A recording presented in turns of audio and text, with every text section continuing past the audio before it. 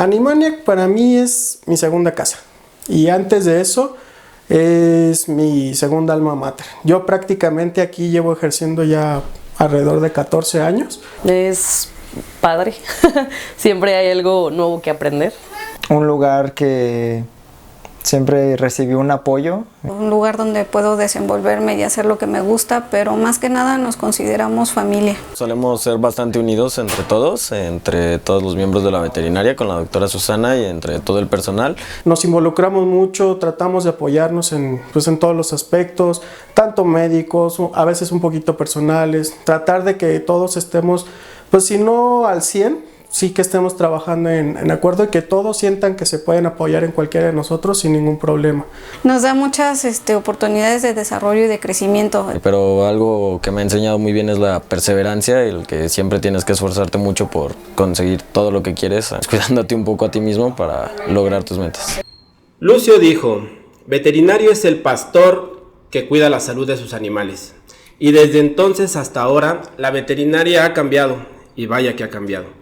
El día de hoy está con nosotros la doctora Susana Ramírez, que vamos a platicar un poquito del avance, las actualizaciones que ha tenido la medicina veterinaria en la parte de oftalmología. Doctora, ¿cómo está? Muy bien, muchas gracias por la invitación. No, gracias a usted por aceptar.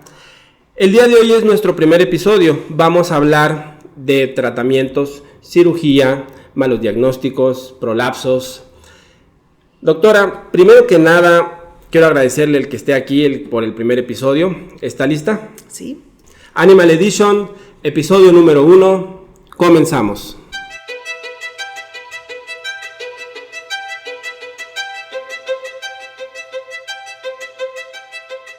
A ver, doctora, primero que nada, me interesa saber por qué veterinaria. ¿Por qué veterinaria? Híjole, qué buena pregunta. Mi intención en la vida cuando escogí la carrera era ser ingeniero agrónomo zootecnista porque yo quería alimentar al mundo. Después se cambiaron los planes, yo estudiaba en la escuela de agronomía en Chapingo. Se cambiaron en Chapingo, en Texcoco. Sí. Estaba para ingeniero agrónomo zootecnista, pero se me ocurrió casarme y me vine a Morelia a estudiar veterinaria. Por eso veterinaria. Ya estando en la carrera me di cuenta que la clínica es maravillosa, el arte de curar es increíble y que tengo una responsabilidad social y obviamente con la familia y con los animales muy grande. Entonces veterinaria sí, tal vez porque me gustan los animales. Usted es egresada de aquí de la facultad de aquí de Morelia, Michoacán. Así es, de la Facultad de Medicina Veterinaria y Zootecnia, en el 2001. Salió en el 2001. Salí en el 2001. ¿Cuántos años lleva ya ejerciendo, doc? Ejerciendo llevo 20 años, como tal. Pero de que salí, este año cumplo 24 años que salí de la carrera. Digo, es obvio que lo que más le gusta es la oftalmología, pero ¿por qué decirlo yo?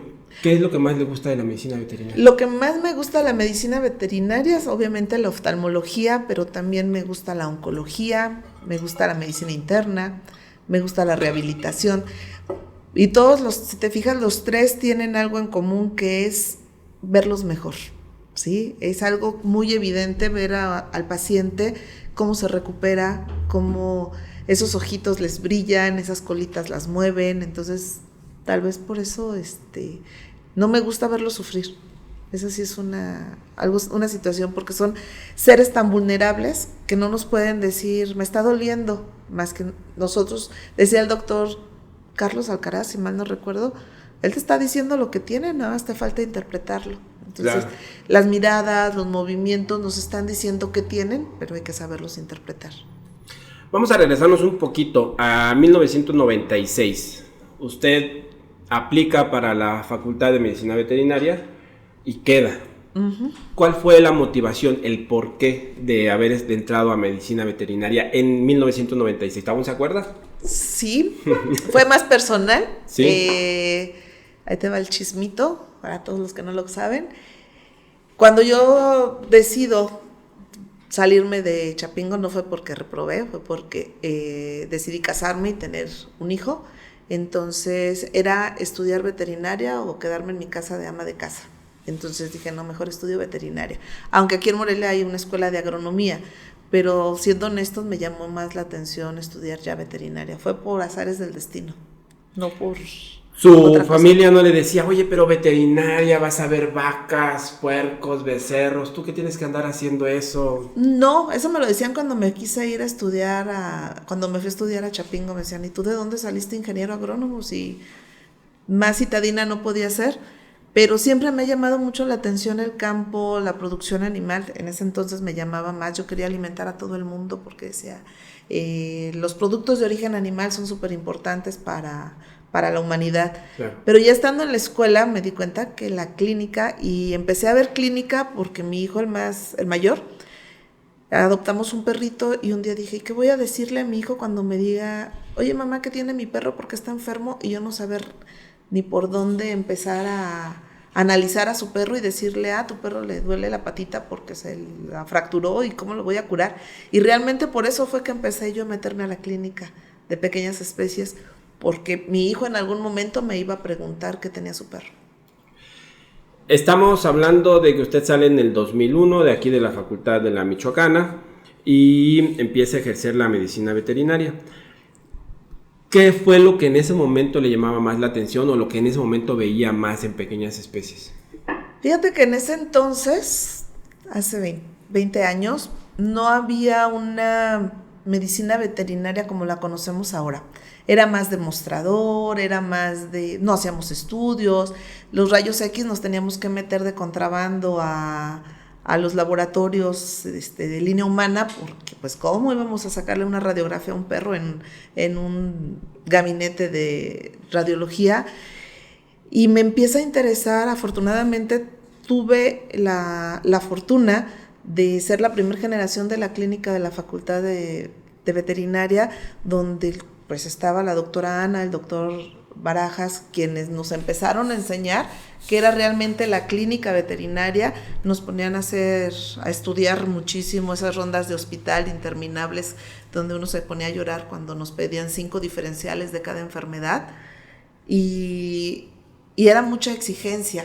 Entonces empezamos a estudiar y empezamos a ver que el mundo de la clínica veterinaria es tan grande y tan hermoso, y sobre todo que empiezas a diferenciar y empiezas a especializarte en ciertas áreas donde puedes hacer un poquito más.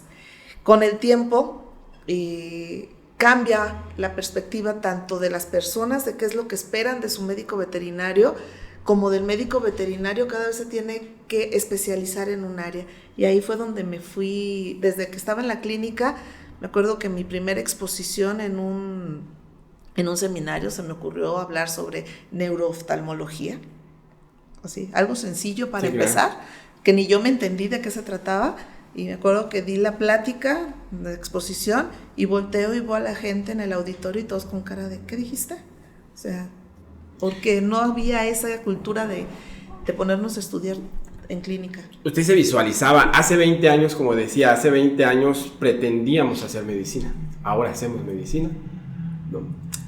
Se tenía la intención, siempre fui muy dada, si voy a hacer algo lo tengo que hacer bien, y tratar de hacer las cosas bien, si no mejor no lo hagas. Y afortunadamente te digo, tuve buenos maestros que me decían, si no lo sabes, refiere, pregúntanos, estamos aquí para apoyarnos. En aquel entonces era más de, yo lo hago todo, ortopedia, cirugía, derma, gastro, todo lo hago yo. Y los maestros siempre nos decían, refiere, especialízate en algo y haz equipos, no somos enemigos, entre todos vamos a trabajar. Y es el cambio que yo he visto en la veterinaria, que antes todos decíamos, yo hago todo aunque no sepa, y ahora es, no, ¿sabes qué? Tú sabes de ortopedia, tú haz ortopedia, tú sabes de gastro, tú haz gastro. Entonces, pues yo elegí la oftalmología y afortunadamente me ha ido, creo que bien en ese campo. Me voy a regresar un poquito. En el 2001, que usted estaba egresada, ¿en algún momento se imaginó tener lo que ahorita está teniendo, viviendo? No, porque yo era ama de casa, te recuerdo. Entonces, pues en aquel entonces, si nos vamos a la parte social y cultural, pues las mujeres tenían que estar en su casa cuidando a los hijos, y yo ya tenía 2 hijos. Cuando salí de la escuela, yo salí embarazada de mi segundo hijo, entonces pues ya era eres mamá, entonces quédate en tu casa a cuidar a los chamacos, ¿no?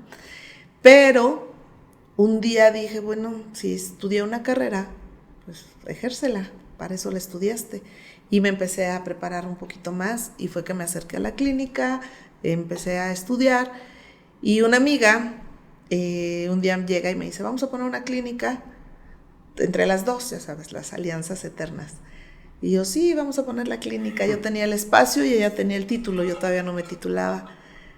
Pero por cuestiones personales, ella me dice 3 días antes de la inauguración, y ella sabe que no se lo voy a perdonar nunca. ¿Sabes qué? Me regreso. Diga el nombre de la amiga. Aglay. Todo el mundo lo sabe. Me regreso a mi casa, porque voy a poner la clínica allá, y pues va sola. Ahora es mi mejor amiga en el mundo mundial, de mis mejores amigas, y compartimos esa pasión por la veterinaria. Entonces me quedé sola hasta 3 días de la inauguración y dije, pues ya está. Ahora sí que yo abrí mi clínica con un escritorio en lugar de una mesa, una máquina Oster de esas pesadas para... De esas de borrego, ¿no? Sí, de esas trasquiladoras. Que si te descuidas te llevas hasta la oreja del perro. Y el brazo se te hace ponchado. Bañaba a los perros en la tina de mi bebé y secaba a los perros con una secadora. Entonces, de esas de pelo. Sí. Y así empecé la veterinaria, y poco a poco me fui... Si cobraba 5 pesos... reinvertía, y los 2 pesos que me quedaban de ganancia los reinvertía en otra cosa, y siempre fue cursos, talleres, prepárate, ponte a estudiar, porque cada vez era más la exigencia. ¿Y en qué momento dijo, yo no quiero ser todóloga, yo quiero enfocarme a la oftalmología en pequeñas especies? ¿En qué momento? Cuando empecé la veterinaria, yo dije, un día voy a llegar y nada más me voy a enguantar. Voy a llegar a hacer la cirugía, me voy a enguantar, voy a operar, me voy a quitar los guantes y me voy a salir, y ya que otro se haga cargo de limpiar, de la anestesia, de pasar al perro a la jaula, de monitorearlo. Ya llegó. Médico elite. Sí, ya dije, ya. Que son otras preocupaciones, pero bueno. Claro, más pesadas. Sí, ya es otra. De haber sabido me quedo mejor a preparar al perro. No duerme, sí. ¿En qué momento dije de la oftalmología? Siempre me ha gustado hacer la diferencia. Y empecé a ver que todo el mundo hacía ortopedia y derma y gastro. Y no porque esté mal, pero todo el mundo lo hacía y nadie hacía oftalmología. Y a mí me empezó a llamar la atención. De hecho, yo me titulé con una tesina que es el glaucoma en el perro. Y me empecé a estudiar y empecé a ver que el ojo es... Nunca nos enseñan nada en la escuela de oftalmología. Lo mucho nos dicen, tienen 2 ojos y ya. Párpados y ya, no nos enseñan más. Y entonces empecé a estudiar sobre oftalmología cuando hice mi tesina y me gustó. Dije, es tan complicado, que es tan interesante, y de hecho no había ni siquiera medicamentos de línea veterinaria. Los que había era de línea humana, que le cambiaban la etiqueta y decía veterinaria, pero no eran productos específicos para los ojos de los perros. Y bueno, era lo que había, y empecé a estudiar más sobre oftalmología por hacer algo diferente a los demás. ¿Sus primeras cirugías? Terribles. Bueno, pero de eso se aprende. Sí, bastante. Claro. Recuerdo mucho de que mi primer úlcera corneal perforada, yo ya me sentía la oftalmóloga, y me acuerdo mucho que el doctor Saúl Ceguera me echaba porras y, pues vas, hay que hacerla. Y no sé si él se acuerde, pero esa primer cirugía la hizo él, no la hice yo. Yo le di el seguimiento, pero a mí me daba miedo picar la córnea, y llegó y me dijo, hazte un lado, a ver, yo lo hago. Él no se acuerda, estoy segura. Pero gracias a eso dije, la córnea no se rompe tan fácil. Y empecé a hacer mis flaps y empecé a hacer otras cosas. Y sí, obviamente los primeros flaps me quedaban unas tortas de conjuntiva, creo que hasta la cápsula de Tenon les ponía, pero salvaba a los ojos. Y ahí andan los pacientes. Bueno, algunos ya murieron. Pero sí, las primeras cirugías, un flap conjuntival me aventaba hasta 1:30 haciéndola. Ahorita ya la hago en media hora. Cirugías de párpados, yo decía, ¿por dónde va? Afortunadamente, pues la preparación y la buena guía me ha hecho hacer ya mejores cirugías.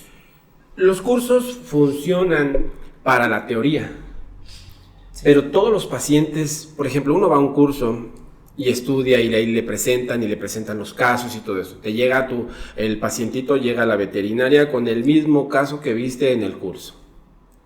¿Es lo mismo? No, cada paciente es individual y tú lo sabes, cada cirugía es diferente aunque sea la misma. Hay una situación que la va a cambiar, pero si tienes los 5 principios básicos de cirugía y sabes esos 5 principios básicos y los empleas, vas a tener éxito en cualquier cirugía, siempre y cuando sigas los 5 principios básicos. En oftalmología aplica exactamente igual. Si no conoces de anatomía, si no conoces de fisiología, si no sabes de anestesia para los ojos, si no sabes de sutura para ojos, lo platicábamos ahorita, qué tipo de suturas se utilizan, qué tipo de patrones vas a utilizar, el manejo del instrumental, pues vas a tener cirugías aberrantes. De mala calidad. Sí, pero si te preparas, la curva de aprendizaje de la oftalmología es muy delicada, es muy pesada, pero te da resultados bien bonitos. Entonces ya una vez que aprendes a utilizar el instrumental,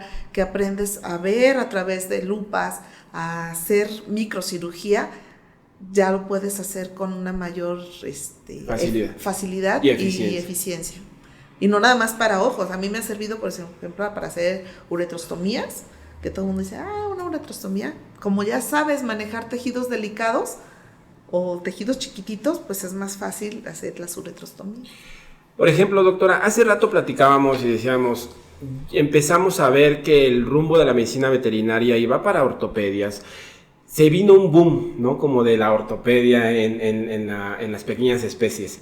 También se vino, no sé, ahora siento como que, no sé si sea mi percepción, pero siento que también estamos en el boom, en el que la gente ahorita está cuidando más la salud de los ojitos de sus mascotas y los veterinarios están más al pendiente de la salud de los ojos de los pacientes. Sí, mira, hace 20 años que yo empecé, ¿cuáles eran las razas más comunes? Labrador, Golden, Cocker, Schnauzer, Poodle, que son pacientes o perros que no tienen los ojos tan expuestos. Actualmente las razas más comunes, ¿cuáles son? Todos los braquicéfalos que tienen los ojos exoftálmicos, que tienen pliegues nasales, que tienen una exposición del globo ocular mayor y entonces eso hace que sean más vistosos. Y a la gente le encanta que tengan muchos pliegues en la cara, que estén bien chatos y que los ojos estén saltones.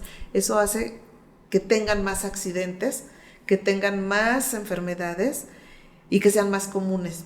Y a la gente realmente le genera conflicto ver que su perro no le brillen los ojos, que se quede ciego, que pierda un ojo.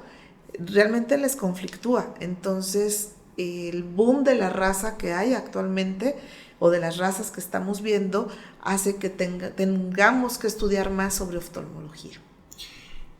Acaba de decir que los pacientitos pierdan el ojito, ¿no? Uh-huh. En los perros o los gatos que pierden un ojo por una enucleación, por alguna úlcera mal cuidada, cosas así, ¿existe la depresión en los perros y en los gatos? Si les duele, sí. Hay que recordar que el perro no tiene la conciencia de cómo me veo, ¿sí? Nos duele a nosotros verlo sin un ojo, verlo sin una manita, verlo sin una patita. Pero el perro, mientras no tenga dolor, él va a adaptarse a su medio y va a ser muy, muy adaptable, va a estar bien, ¿sí? Pero a la gente le conflictúa. A veces me llegan con el paciente con glaucoma oftálmico, con presiones de 80, 90 y que lleva así 2 meses. Ese es un ojo que ya, hagamos lo que hagamos, no lo vamos a recuperar. Y el perro llega, obviamente, con dolor, no quiere caminar, bueno, se ve deprimido, pero es por dolor. Uh-huh. Dicen por ahí que todos nos podemos acostumbrar a todo menos al dolor y a tener hambre. Uh-huh. Entonces, si tiene dolor, pues inclusive su sistema inmune se va a ver disminuido. Una vez que les quitamos o hacemos la extracción del globo ocular y quitamos ese dolor, el perro es totalmente feliz. Y yo les cuento mucho a mis clientes una anécdota de un husky que me llevaron de 6 meses con glaucoma bilateral. Tenía presión en un ojo, si mal no recuerdo, 60 y en el otro 50 y tantos. Ya lo querían dormir varios colegas porque pues ya no se iba a curar y que eso iba a ser irreversible, y el pobre perro cómo iba a vivir sin ver. Hacemos las enucleaciones, le digo al chavo, dame chance. Y si tú lo ves muy triste, porque el perro ya no comía, imagínate con el dolor que tenía en los ojos, si tú lo ves muy triste, yo hago la eutanasia y no te la cobro. A veces uno hace cada promesa. Sí. Le quito, Sí pasa. hago la extracción de los ojos, las 2 enucleaciones, y a la semana que va a la revisión posquirúrgica llega el chavo y me dice, doctora, póngale los ojos. Ya no lo aguanto. Se sube a los árboles, anda cazando pájaros, véalo, ya subió de peso. Y esa expresión, créeme que para mí fue fantástica, porque eso que me dijo, el perro se siente bien, ya no Claro. tiene dolor, ya quiere vivir, ya anda hasta trepando árboles. Entonces yo dije, el perro no tiene el problema de, ay, no veo. Es más por el propietario o tutor.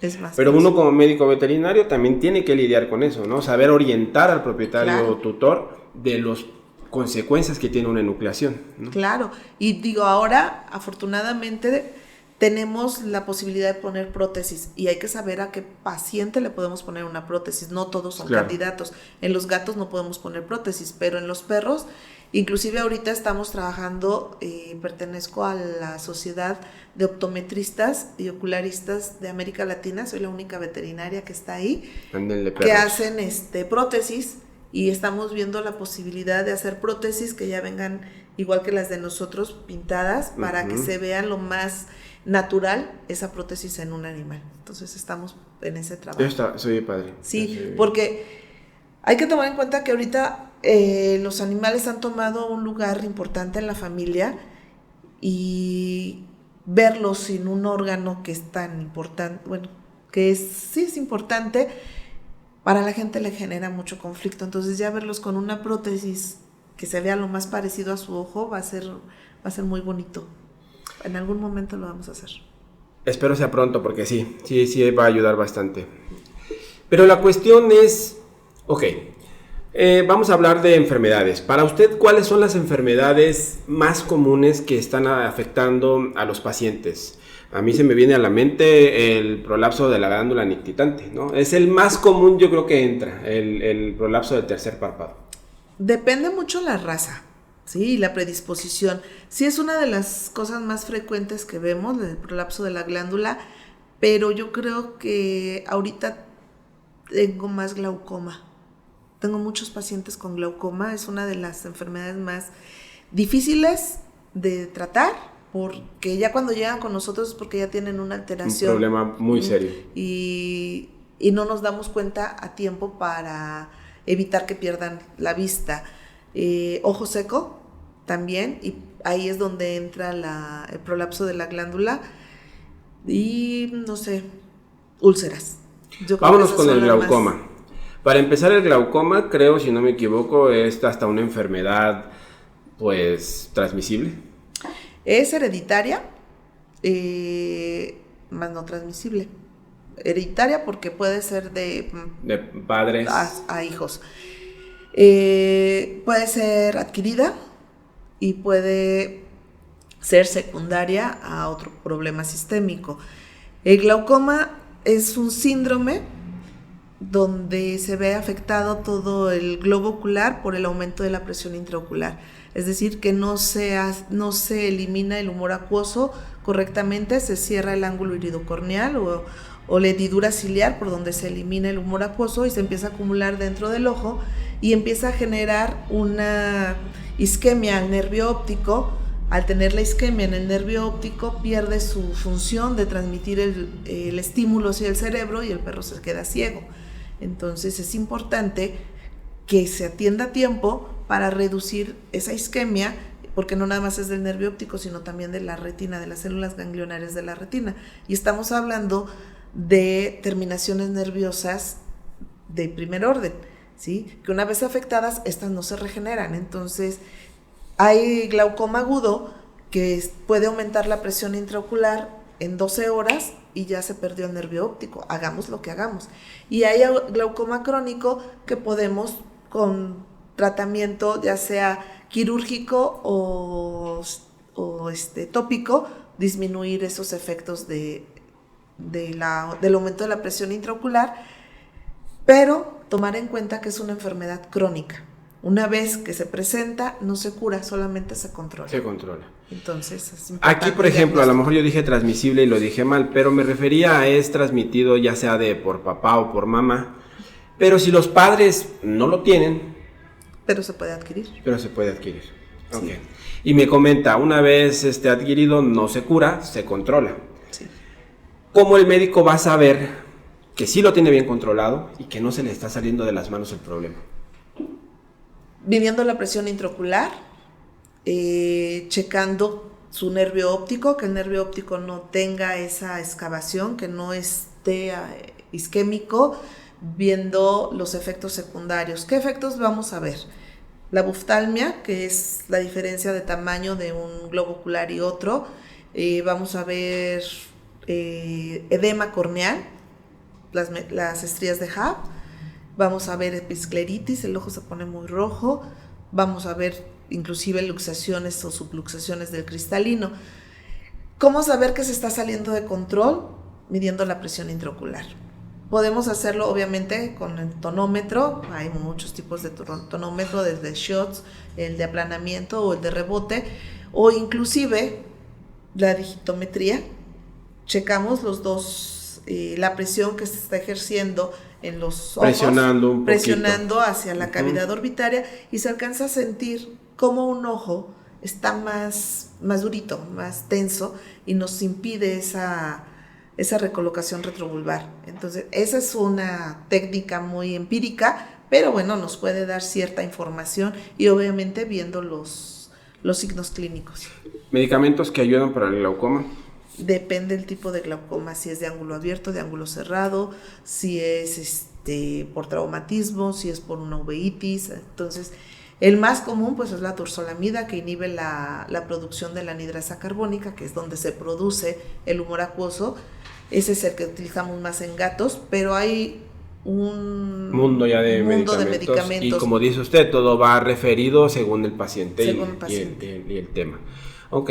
Otra cosa, otra enfermedad más bien, que no es tan común, pero llega. Y muchas veces no lo sabemos identificar, el panus. El panus, eso está muy padre. Porque es una queratitis inflamatoria secundaria a los efectos de los rayos ultravioleta. Entonces vemos que los ojos empiezan a enrojecer, la córnea empieza a tener una inflamación, una queratitis, se empieza a poner rojita. Ponemos nuestra tira de fluoroceína, no es una úlcera, porque al enjuagarla no hay una retención de la fluoroceína, y vemos que hay un pequeño pigmento. Ponemos esteroides y disminuye ese pigmento. Es otra enfermedad crónica que no vamos a curar, pero que podemos controlar, y hay que ser con estas enfermedades hay que ser muy precisos con los propietarios, con los tutores, de que no vamos a curar a los animales, porque van a seguir teniendo el efecto, y en el momento que se les quita la medicación pueden recaer, ¿sí? Entonces, en el panus, a veces yo les mando sus lentes oscuros para protegerlos con filtros ultravioleta, y se ven bien guapos. Sí, los he visto. Y esos perros son retirados, ¿no? Porque por lo regular esos perros, el que les afecta el panus, son perros de trabajo, ¿no? Yo he tenido hasta mestizos con panus, pero generalmente son perros que tienen algo de pastores. Pastor belga malinois es el que yo más he tenido. Son como perros de pastoreo. Sí, antes se conocía como panus del pastor alemán, ahorita ya no hay tanto pastor alemán, ahorita hay mucho pastor belga, entonces es en el que yo más los veo. Okay. Pero he visto en husky, he visto en mestizos de talla grande, de los chiquitos en los que he visto en chihuahuas. ¿Qué medicamentos son los que usted recomienda para tratar el panus? Bueno, aquí como es una enfermedad autoinmune, manejamos esteroides, manejamos humectantes y repitelizadores de la córnea, y lacromiméticos, como el tracolimus o la ciclosporina, dependiendo la gravedad de la afectación de la queratitis. Damos humectantes, tracolimus o ciclosporina, y lentes sí o sí. Lentes, gorrito, y obviamente si están expuestos al sol, malla sombra, creo que pues son perros generalmente de trabajo, tenerlos en malla sombra y evitarles pisos blancos porque la luz pues, va a tener un reflejo y es doble exposición. Ok, eso es entonces para el Panus. ¿Qué tan frecuente le llegan Panus a su consultorio? Hablamos de que al menos 2 o 3 por mes. Yo digo, voy a decir algo tonto, pero yo creo que a usted en su veterinaria le llega más consulta oftalmológica que cualquier otra cosa. Pero ¿cuáles son su top 3 de enfermedades que entran a la consulta? Úlceras, glaucoma y ojo seco, queratoconjuntivitis seca. Esos son mi top 3. Conjuntivitis, Shih Tzus. Queratoconjuntivitis seca, Schnauzer, Shih Tzu, Pug, Bulldog francés, todos los braquicéfalos. Creo que son los más comunes. ¿Medicamentos de primera elección para conjuntivitis? Para queratoconjuntivitis, bueno, para conjuntivitis es dexametasona. ¿Con algún antibiótico? No necesariamente. Depende del tipo de conjuntivitis, si es inflamatoria o si es infecciosa. Hay que hacer un hisopado, hacer una laminilla y ver si hay un exceso de bacterias. Bueno, pues es una conjuntivitis infecciosa. Si nada más vemos células inflamatorias, bueno, volvemos. Hay que hacer un análisis de lo que estamos viendo. Primero que nada, hacer un análisis. Y también, antes de mandar los medicamentos, asegurarnos de que va a ser lo correcto, ¿no? Sí, siempre hay una regla. Todo ojo rojo, ya sea por úlcera, por glaucoma, por queratitis, queratoconjuntivitis, se debe de teñir, ¿sí? Tenemos que hacer la tinción con fluoresceína para descartar que haya una úlcera. Porque si tenemos una úlcera y nosotros ponemos algún esteroide, podemos agravar la úlcera y se nos va a contaminar y se va a volver una úlcera colagenizada o de melting y nos vamos a poner a llorar. Estuvimos haciendo nuestra tarea. Antes de estar platicando con usted, fuimos a algunas veterinarias y estábamos preguntando cuántas consultas llegaban con ellos, cuestión oftálmica, cuáles eran los casos que tenían más cuestiones, más preguntas, todo eso. Y ahorita que está usted tocando el tema de las úlceras, traemos en la cuestión de varios médicos dicen, ¿cuándo sé que tengo controlada una úlcera y cuándo sé que se me salió de control? Ok. Aquí hay que ver las clasificaciones de las úlceras, ¿sí? Las úlceras las vamos a clasificar en base a su profundidad, en superficiales, intermedias o profundas, inclusive en perforadas, en base a la infección, en simples o complicadas, en base al origen, si son traumáticas, si son secundarias a una queratitis o si son secundarias a algún problema de los párpados. Dependiendo de eso, vamos a saber qué vamos a hacer con esa úlcera. Entonces, algo que yo les digo siempre en las pláticas que les he dado es, lo primero que tenemos que buscar es el origen de la úlcera, ¿sí? Una vez que sabemos el origen, lo podemos controlar. Segundo, ¿qué estamos viendo? Así como cuando nos enseñan a ver una radiografía, que hay que ver las densidades, igual tenemos que aprender a leer una úlcera. Lo que vemos en la úlcera es la profundidad. ¿Está en el epitelio o está en el estroma o se está profundizando o ya se perforó? Segundo, si los bordes de la úlcera están blanquecinos o se ven, les digo yo, como una gelatina echándose a perder, es una úlcera contaminada. Sí o sí, ahí tenemos bacterias que están colagenizando, van a llegar las proteasas y nos van a ayudar a desbaratar la córnea. Tercero, ¿qué está haciendo el ojo? El ojo está haciendo algo por llevar los elementos de cicatrización a esa úlcera y entonces podemos determinar cuál va a ser nuestro tratamiento. ¿Cómo saber que mi tratamiento antibiótico está funcionando? Si en 24 horas la córnea no se ha puesto más firme, hay que cambiar de antibiótico, sí o sí. ¿Por qué? Porque en esa úlcera podemos encontrar de 1 a 9 diferentes bacterias. Hay estudios donde nos dice, inclusive se han encontrado hasta 90 bacterias diferentes en todo lo que es la superficie ocular. Entonces, Saber qué bacteria se encuentra ahí, pues solamente con un cultivo, y un cultivo nos va a tardar al menos una semana. Claro. Y una córnea infectada se puede desbaratar en 12 horas. Entonces sí es súper importante que hagamos un empleo de antibióticos fuerte, empecemos con esa terapéutica y poco a poco vayamos descartando. Los mentados kits, kit de úlcera corneal simple, kit de úlcera corneal complicada, ¿qué me puede decir de ello? Mira, simple lo asociamos a algo fácil, complicado a algo difícil, y me toca mucho ver que utilizan primero el de simple, independientemente de lo que ven en la córnea, porque dicen, pues empezamos con algo fácil. Y después que ya no cicatrizó la córnea, metemos el de complicada. No es esa el razonamiento. Simple es para las úlceras superficiales que no están contaminadas. ¿Por qué? Porque tiene un analgésico. Hay que recordar que en la córnea es el órgano más sensible, porque tiene muchas terminaciones nerviosas. Conste que dije que es el más sensible, más no el más doloroso, pero es el más sensible.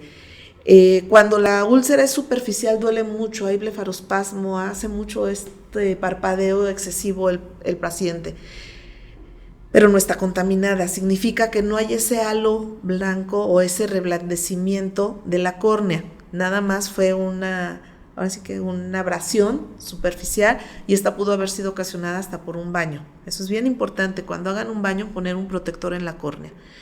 Tiene el analgésico, tiene un antibiótico con acetilcisteína, es un antibiótico de amplio espectro que es la tobramicina, y la acetilcisteína es un inhibidor de las proteasas.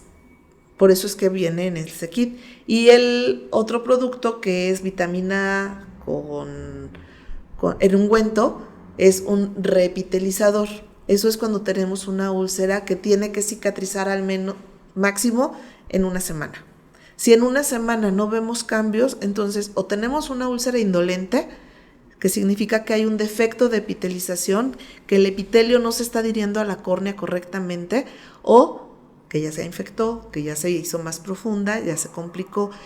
Cuando tenemos una úlcera complicada, estamos hablando de una úlcera infectada, de una úlcera profunda, de una úlcera que corre el riesgo de generar una uveitis, ¿sí? Entonces, por eso viene un midriático y vienen 2 antibióticos de amplio espectro bastante fuertes, que es el cloranfenicol y la ciprofloxacina, que son para bacterias más complejas, pero el cloranfenicol y la ciprofloxacina son irritantes para la córnea y retardan la cicatrización.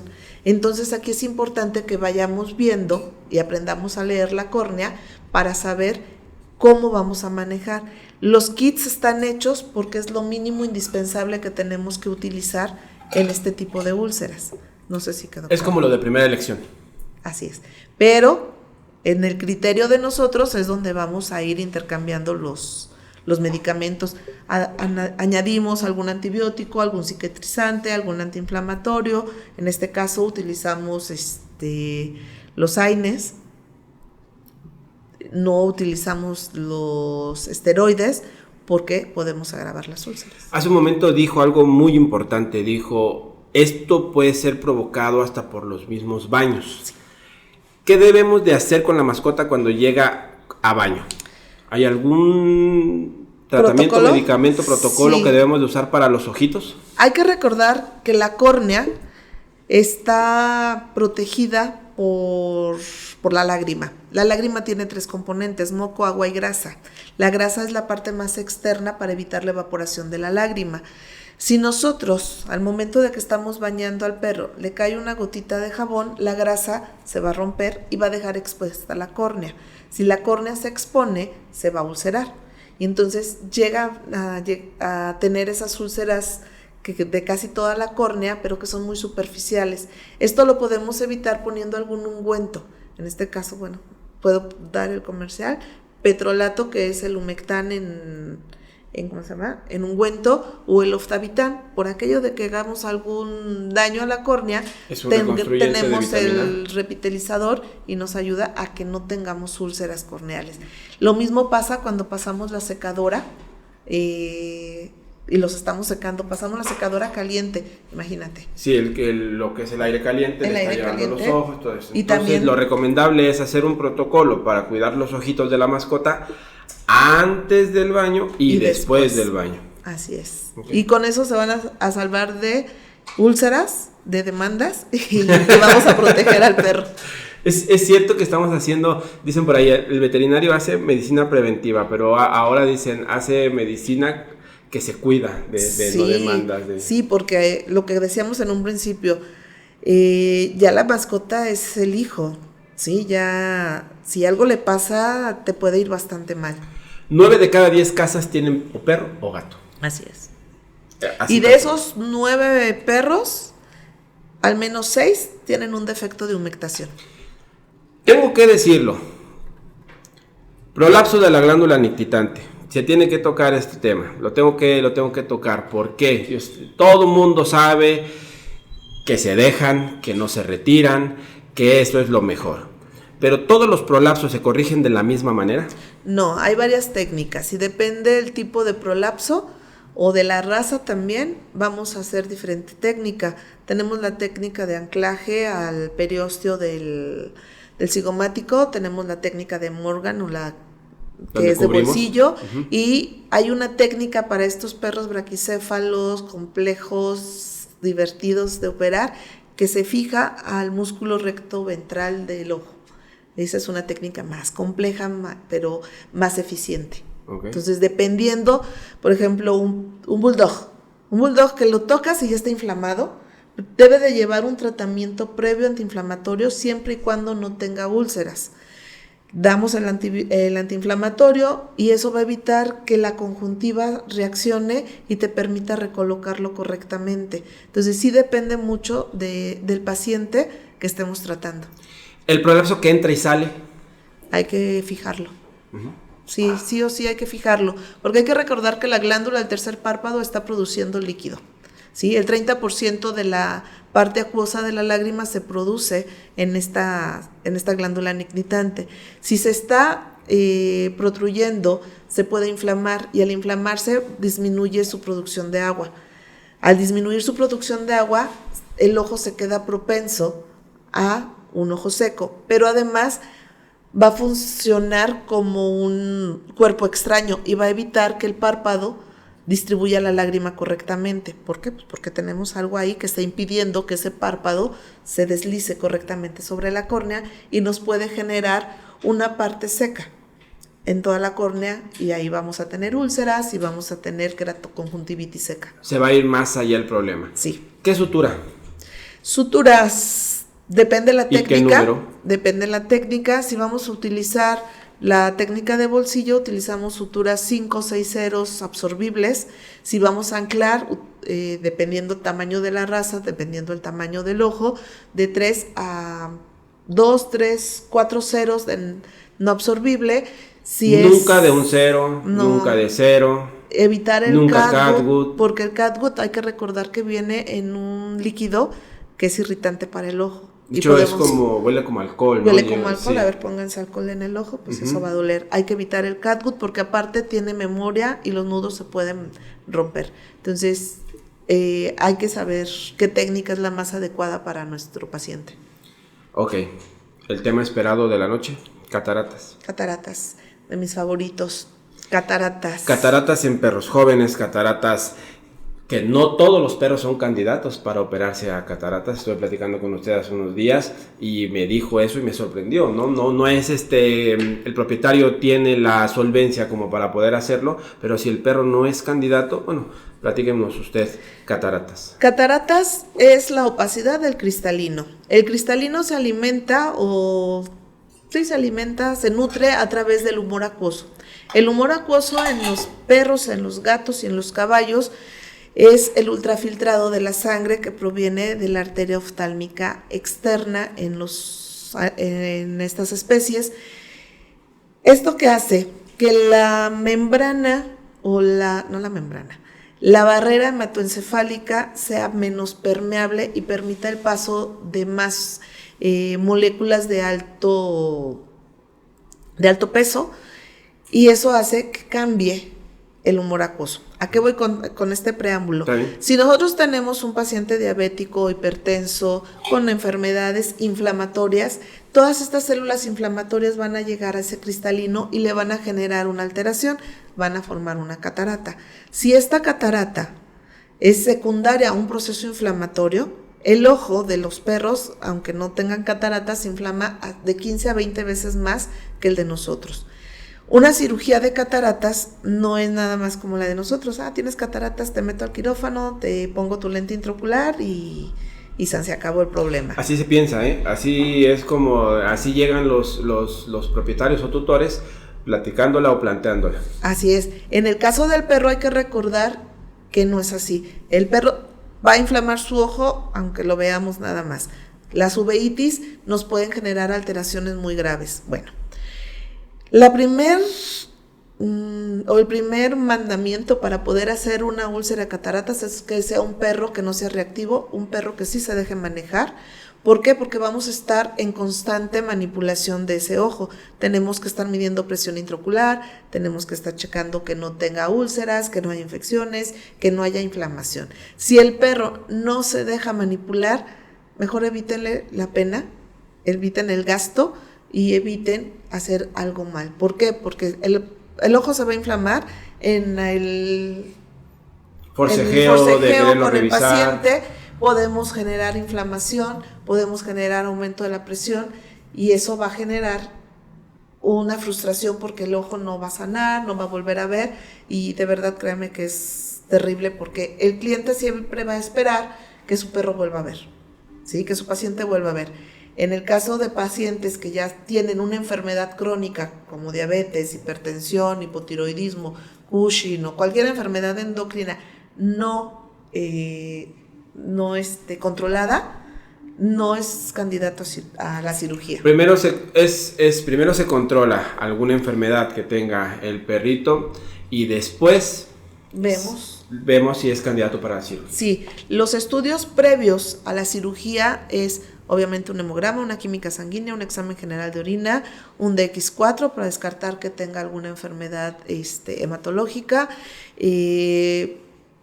ultrasonido, electroretinografía, un SDMA para ver la función renal y entonces platicamos si es candidato a cirugía, además de la valoración oftalmológica, porque si ya no tenemos un ojo visual, pues no tiene mucho caso hacer la cirugía. ¿Es definitiva la cirugía?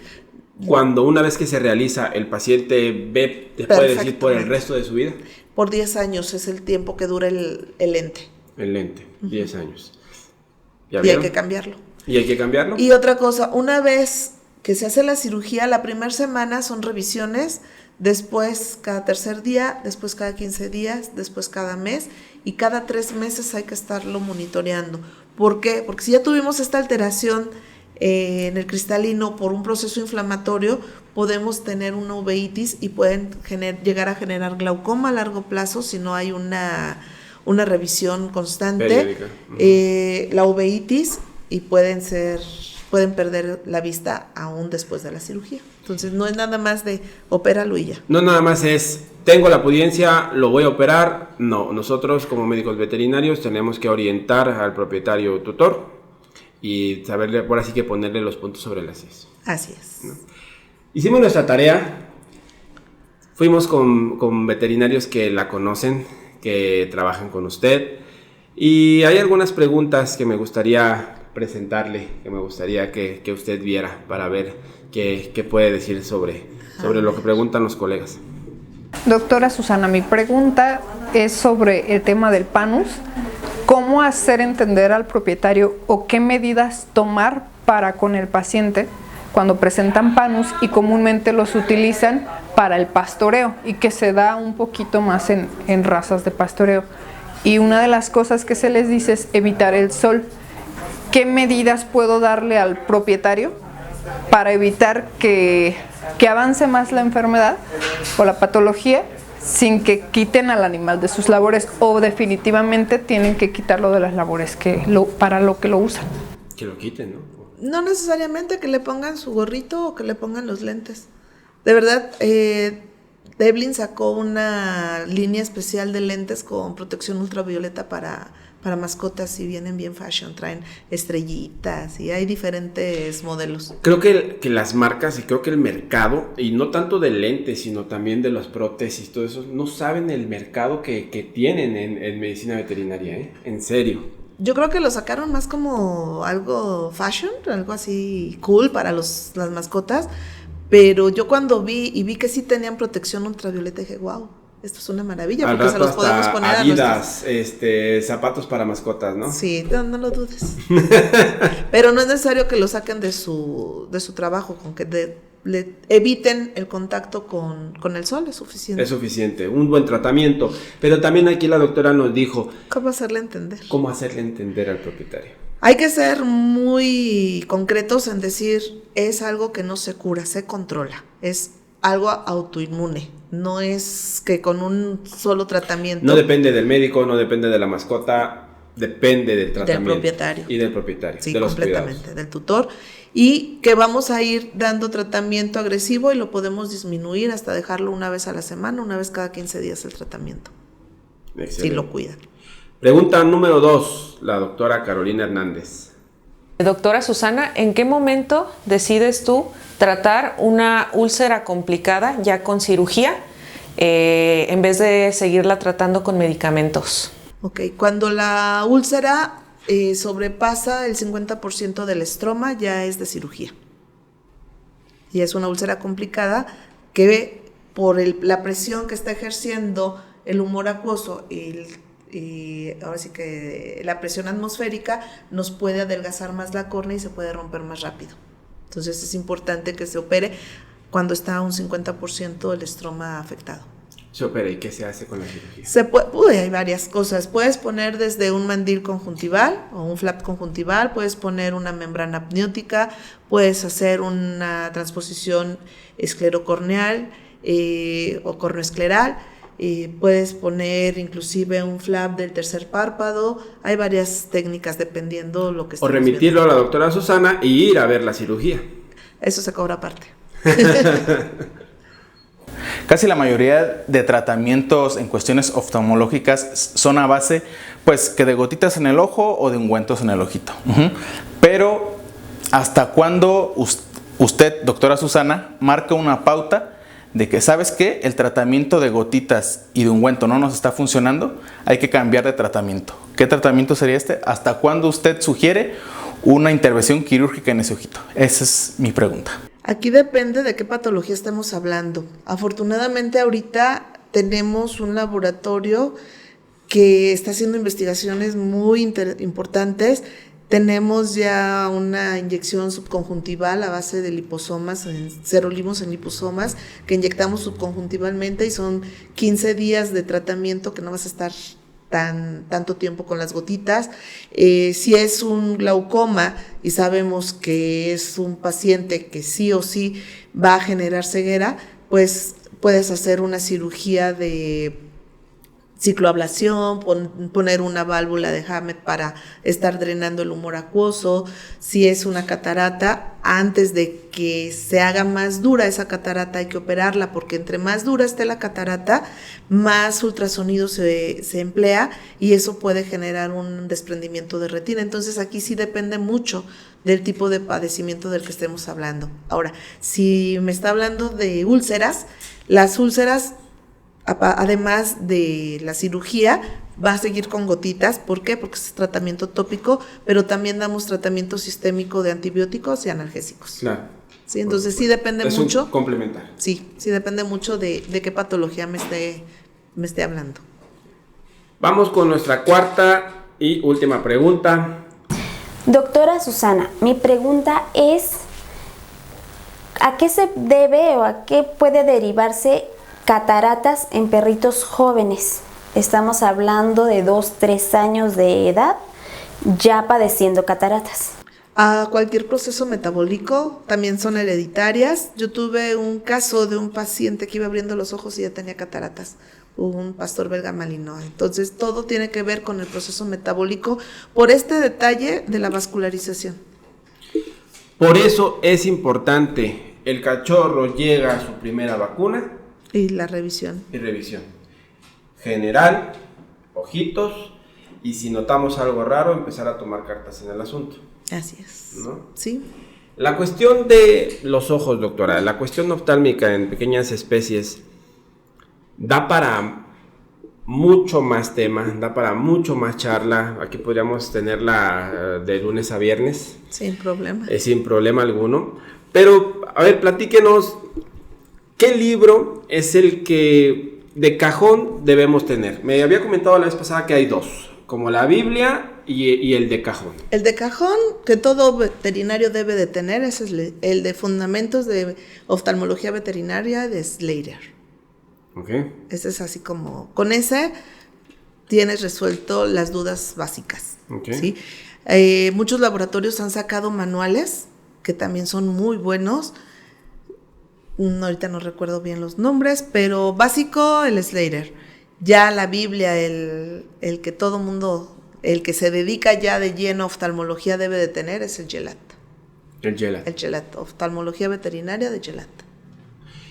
¿Cree que sea bueno que exista más médico preparado para la oftalmología? Sí, ayuden. Sí, porque cada vez nuestros pacientes duran más y eso hace que sus ojos se lastimen más. Cada vez nos gustan más los perros con los ojos exoftálmicos, con los pliegues y créeme que de cada 10 pacientes que entran al consultorio, 8 tienen algún defecto de humectación y 6 de esos 8, el 60% ya es algo grave, si no lo atendemos a tiempo. Sin olvidar las nuevas mezclas, los pacientitos exóticos, los merle, todo ese tipo de cosas que por default ya traen ahí mucho problema. Cosas bien divertidas. No, exacto, ¿no? Que Para hacen ameno el día. Sí, que me divierten. Y ahora, ¿qué no le gusta de la medicina veterinaria? ¿Qué no me gusta? Los propietarios. Los propietarios, no, que no te pagan lo que debes de pagarte. ¿Qué no me gusta hacer en medicina veterinaria? Emergencias, yo creo, es muy traumático porque a veces no contamos con todos los elementos para atenderlas, pero pues hay que hacerlo. Yo creo que las emergencias son las que más me friquean. Si queremos tratar cosas básicas de cuestiones oftálmicas en perritos y en gatitos, ¿qué es lo que de cajón debemos de tener? ¿Las tiras? Las tiras dan muchísima información. Una tira de fluoresceína te dice cuánto tiempo dura la lágrima en la córnea, por dónde pasa, hacia dónde se elimina, eso es, y si hay una lesión en la córnea. Y obviamente las tiras de Schimmer que nos están diciendo cuánta lágrima se produce.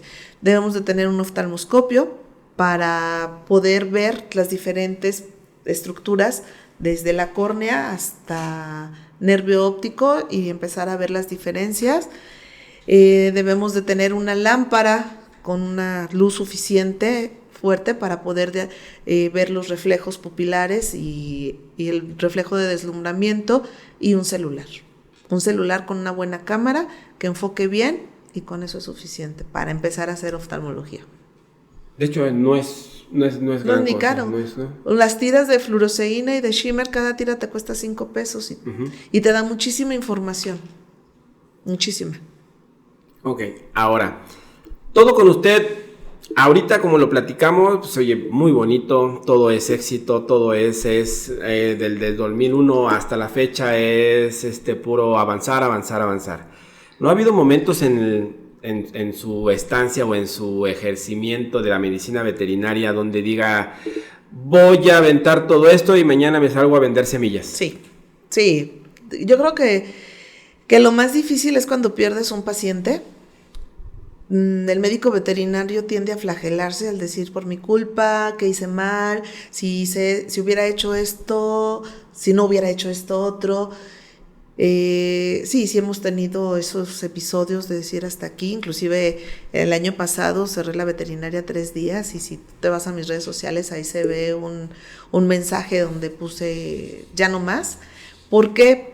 Porque es muy frustrante a veces que haces todo, inviertes, trabajas, educas, y aún así se mueren, y entender esa parte es la que más trabajo me ha costado. Muchas gracias por estar con nosotros, madrina del Soy la madrina. episodio número 1. Y aquí estamos. Nos vemos.